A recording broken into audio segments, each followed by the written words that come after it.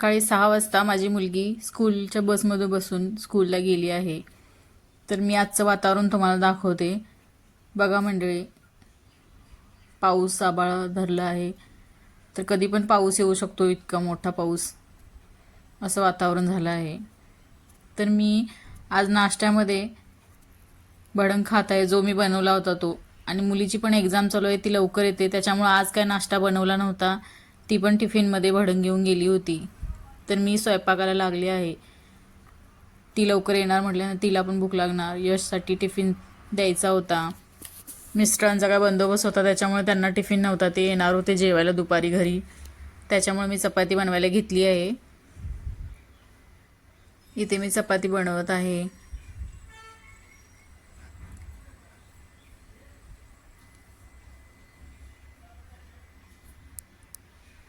आज चपाती आणि भेंडीची भाजीचा बेत आहे.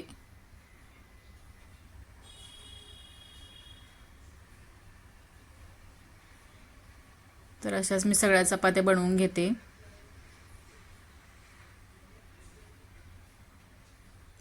तर इथे मी भेंडी बनवायला घेतली आहे. काय साधी सोपी भेंडी मी अशीच बनवते. कापून आपलं कांदा, लसूण, टोमॅटो वगैरे घालून चांगली भाजायची आणि मग भेंडी बनवायची. आज भेंडी आणि चपाती. मुलांना भेंडीची भाजी खूप आवडते, त्याच्यामुळे मी भेंडी घेते. नंतर यशची तयारी केली स्कूलला जाण्याची. त्याच्या ड्रेसला प्रेस करून दिलं, त्याची तयारी केली आणि त्याला स्कूलला पाठवलं. स्कूलला पाठवून दिल्यानंतर मी बाकीची कामं आवरून आज मशीन घेऊन बसले होते. असं दुपारच्या वेळेत मी काही कपडे वगैरे माझे शिवायचे असले तर ते शिवते. काही कस्टमरांचे पण मी घेते. कसं आहे ना ताईंनो, की कस्टमरांचे कपडे आले ना तर आपण पटकन शिवून देतो आणि आपले कपडे असतील ना तर शिवायचा कंटाळा करतो. इथं तसंच झालं होतं. माझंच ब्लाऊज होतं, पण मला कंटाळा येतो शिवायचा. म्हणजे रोज थोडं थोडं थोडं मी शिवत राहते. एकदमच एकत्र एक ब्लाऊज एकाच दिवशी असं नाही शिवत. कधी मला वेळ मिळेल तेव्हा, कधी वाटलं मनाला तर त्यावेळेला थोडं थोडं थोडं शिवायचं.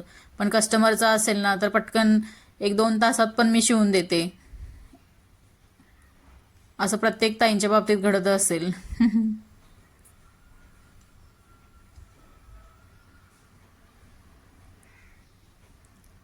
तर दुपारी मी बराच वेळ मशीनवर बसले.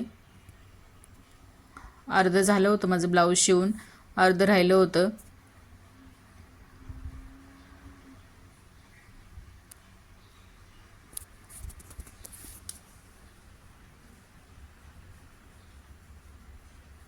तर दुपारी मी बसले होते सगळी कामं आवरून. तर संध्याकाळचे 6 कधी वाजले कळलेच नाही मला. तर आता माझ्या मुलाची यायची वेळ झाली होती. तर इथं तो येतो आणि आल्यानंतर गडबड करतो. आता 6 वाजले, तर माझा मुलगा आता येतो 6:30 वाजेपर्यंत. तर तो आला की कसं भूक लागली वगैरे असं करतो. मग छोट्या भुकेसाठी म्हणून मी थोडंसं काहीतरी वेगळं बनवून ठेवते संध्याकाळच्या वेळेत. नाही तर तो असा आला की दूध वगैरे घेतो. त्याच्यामुळे मग काय आता थोडंसं बनवते मी आणि तुम्हाला पण दाखवते. तर इथे मी पॅनकेक बनवायला घेतले होते. तर पॅनकेक बनवताना पॅनकेकच्या प्रेमिक्समध्ये थोडंसं दूध घालून असं बॅटर बनवून घ्यायचं आणि आपल्या नॉनस्टिक तव्यामध्ये तेल लावून हे छोटे छोटे पॅनकेक बनवून घ्यायचे. खरंच ताईनं खूप छान लागतात हे पॅनकेक.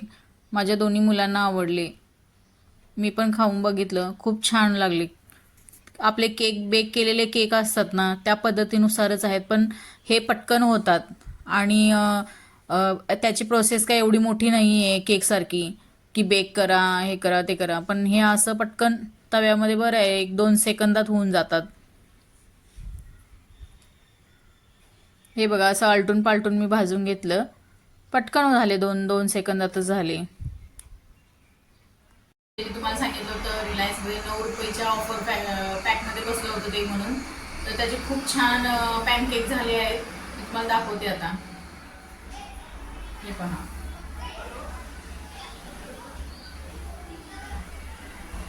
खूप छान झालेत. एकदम केक बेक केल्यासारखं फुगल्यात पण आणि छान छोटे छोटे पॅनकेक. केक करण्यापेक्षा हे छोटे छोटे पॅनकेक केलेले किती छान आणि पटकन पण होतात. 2 सेकंद पण लागत नाही एक पॅनकेक भाजण्यासाठी. इथे माझा मुलगा यश स्कूलमधून लायब्ररीमध्ये त्याला सुपर हिरो मॅक्स हे बुक दिलं होतं, ते तो मला दाखवत होता आणि मी त्याच्यातलं थोडंसं वाचन वगैरे घेतलं, त्याचं थोडासा होमवर्क घेतला. तसा तो वाचतो थोडं थोडं, पण मोठे मोठे वर्ड्स असतात ते त्याला वाचता येत नाहीत. तो आत्ता सेकंडमध्ये गेला आहे त्याच्यामुळं, आणि नवीन स्कूल आहे. आम्ही पहिले पुण्यामध्ये होतो, आता मुंबईमध्ये आलो आहे. त्याच्यामुळे कसं नवीन स्कूल, नवीन टीचर सगळं असल्यामुळं थोडंसं तो आता वाचन शिकतो आहे. त्याचा थोडा करून घ्यावा लागतो अभ्यास बसून. आता इथे तो क्राफ्टचं हे बनवत आहे, प्रोजेक्ट बनवत आहे. त्याला स्कूलमध्ये आज शिकवलं होतं म्हणून सांगत होता तो. मग माझ्याकडे त्याने स्टिक मागितले, आईस्क्रीम स्टिक. मी त्याला आईस्क्रीम स्टिक दिले.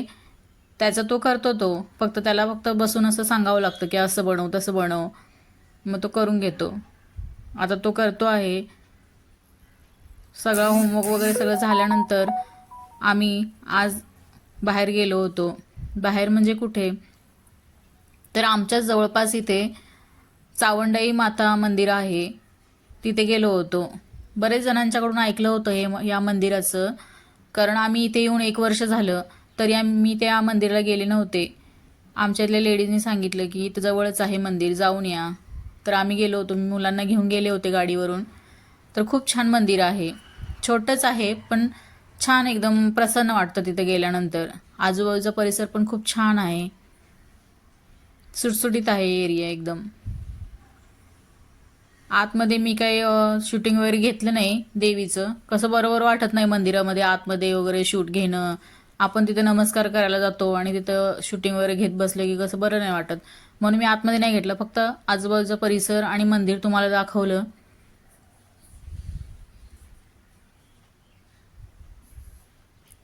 हे पहा, खूप छान मंदिर आहे. छोटंच आहे पण खूप छान आहे.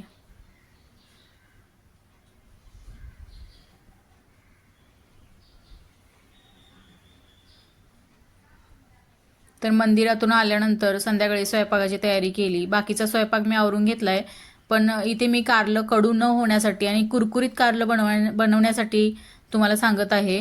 तर मी कारलं असं घेतलं आहे स्वच्छ धुवून वगैरे, आणि असे त्याचे पीस करते आहे.